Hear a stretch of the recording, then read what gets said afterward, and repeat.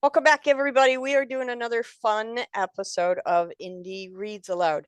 Today, I got to meet a brand new author. His name is Bradley Poore, and he's new to me. He may not be new to you, but he's new to me, and I've never heard his work before. So this is like, as I've said multiple times on the program before, this is me being sick, sitting on the carpet, listening to a story, and I hope you will all enjoy it with me. Bradley, welcome to the program. Thank you very much. Thank you. This is the first story in the book called Men of War. This story is called A Movie About Me. When I Oh, was okay. young. Oh, should we not go? No, what I was going to say was I really love the title. It is not about war. It's I'll a have you know, it really has nothing to do with war. this the okay, this is just super fun. We're going to talk about it after you read because I know I'm going to have all kinds of questions for you. So I when you're have an ready, answer. please take the microphone and read aloud. Okay. This is called A Movie About Me. When I was young, there was a sitcom on NBC called Wings. The premise of the show isn't important for this story. But the show's main characters were two brothers. One of the brothers was played by actor Steven Weber. When they make a movie about your life, that guy from Wings should play you, a friend once told me. This was while the show was still on the air. Why would somebody make a movie about me? Was my obvious response. You'll see, man. Just wait. The only other time in my life when I can recall someone saying that specific phrase to me was when I was visiting my brother and his family many years ago. My brother's two boys were young, the oldest in elementary school and the other maybe in preschool. Both were glued to their screens, the older one either playing video games or watching television, and the younger one on an iPod Touch, which I think was given to him for his fourth birthday, something I can still hardly believe. After arriving and going through the pleasantries that one does, I began to stare at his kids in amazement. I might have even scoffed a little. My brother picked up on this and said to me that very same thing. You'll see, man. Just wait. This was about my daughter, who had very recently been born. He was implying that this is how kids are raised these days, and I should prepare myself for this inevitability. I, however, did not fall into this trap. I have purchased no video gaming consoles, nor given my daughter free rein with a tablet, computer, or old phone of mine. If she does use them, it's usually only for audiobooks, which she can't get enough of. That has been chalked up to all the time she spent in the hospital after she was born prematurely, when we played audiobooks to her, whenever her mom and I were there. We'd sit in her hospital room, exhausted from our daily and sometimes twice daily visits.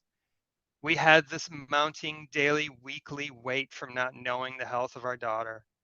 We'd sit in nervous silence while listening to Stephen Fry read Harry Potter books, our heads swiveling from her to the beeping machines above her bed, then gaze at the large window in our room. Looking out at the world below, the cars driving by, hoping none of these strangers had to experience what we were going through, until a machine would beep or a nurse would walk in, interrupting Stephen Fry and dragging us back to reality. I did, however, purchase an arcade cabinet for a recent Christmas gift, but one which only plays games from when I was a kid. This has been more interesting to me than to anyone else in my family. No real surprise there. There has been some serious dig dug playing recently, though. This movie topic did come up more recently. Deep into my 40s, I had picked up a second job. It had been decided that my daughter would attend private school, and the significant funds to pay for that school were somewhat in doubt. I found a position with an outdoor retail company whose name boils down to three letters. I worked in the bike shop, following in my father's footsteps. I had no prior experience with bicycles, other than having one around for most of my life and listening to my father tell me stories of rear derailleurs, classic Bianchi 10 speeds, cassettes, down tube shifters, and many other bike related things. which I am now just beginning to understand. A couple of weeks into that job, I walked into the bike shop where I worked to hear one of the guys saying, if someone played you in a story of your life, which actor would you choose? I was floored. I think I stopped in my tracks when I heard it. With the constant music, the clicking of bicycle gears, and the overwhelming drone of all the fans running, no one had even noticed I had walked back into the room, nor did they notice my gaping at the two of them. And without lending any more thought than being asked which he liked best, chocolate or strawberry milk, this person had an answer. He rattled off two actors, neither of which I had ever heard of, even after the guy elaborated on which movies they had been in. This was something people think about? Amazing. I had always found the conversation about the movie of my life curious. It took me longer to type the conversation out than it lasted in person all those years ago. Why would my friend think anyone would want to make a movie about my life? Also, we were in our late teens at the time. I had done so little and lived a life that seemed so inconsequential. How could there even be enough for a short film? My friend was not known to have premonitions of any sort.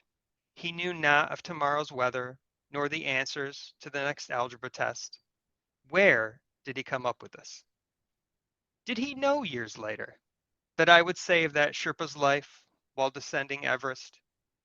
And I never did tell him about the time I was recruited by a three-letter government agency after I graduated college.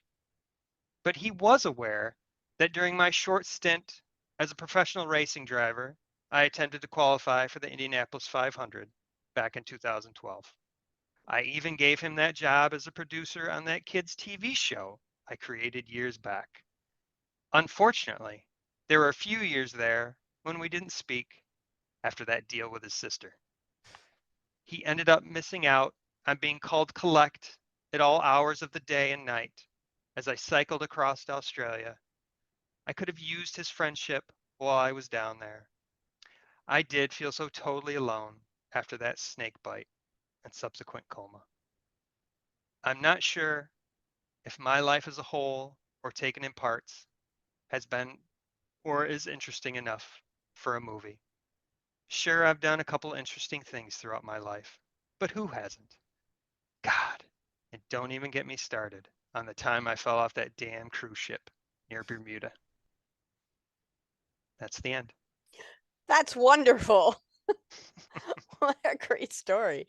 How much of this book is autobiographical and how much of it is fictional? It's just a mix. The conversations in that story in particular are real, but some of the things I listed are fictional. And so it's just sort of a combination of the two, which is it just happens a lot in the book. That's super fun. Playing with your life in a creative nonfiction way is kind of fun. What was the hardest thing that you discovered as you were writing this book? I know this is your second book. The It first is. book was titled A Journey to the Middle, How I Embraced Mediocrity and Failed to Turn My Own Vacuum into a Rocket Ship.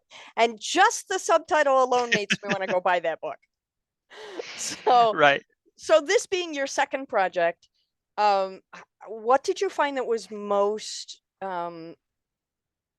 challenging for you on this project? I think a lot of the first book was autobiographical and very little of it was fiction, but I really enjoyed fiction part of it. And so while I didn't necessarily want to write a straightforward fiction book, I found it interesting and challenging to sort of weave it in and out of things that had happened or reimagine some things that had happened in a particular way in some part of my life, like this, right? Like there are conversations that may have happened and then it's just sort of wrapped around fiction. Mm-hmm. I found it fun but also a little challenging because it wasn't something that I had done before. Sure. Um, as I was listening to you read, I um, I found myself also hearing Mike Rowe's voice. Are you familiar with his The Way I Heard It podcast Mm-mm. series? Mm-mm. Check that out. We'll talk Okay. about it in the green room, but you have a very wonderful style of telling us the truth that maybe might not be the truth. And Micro does the same thing. So Oh, neat. I would definitely compare the two of you. And yeah, I would say if people like Micro, they should come read you. Okay. Absolutely. Great. So what's the next project you have coming up? So I've just received a few copies of a children's book that I had written that I've spent the last 2 years working with an illustrator on. It's called Opera Andy, and I have it here Awesome. Oh my gosh, that's printed. great. Let me get that. And That's great. so it is finished and it is just recently printed, and that's sort of what I'll be working on to sort of, get out there and promote and get the copies out there and see if people like it. The everything we've heard so far has been great, and so we're really excited to get into people's hands, and it's a Fantastic. Well, I busy hope time. you'll come back on the program and read that for me. I'd love And I really want to hear about this vacuum rocket ship endeavor to. as well. So Yeah, definitely come back and share more of your work with me. I will for Thank sure. you. I Yeah, appreciate that. You have an awesome day. thanks.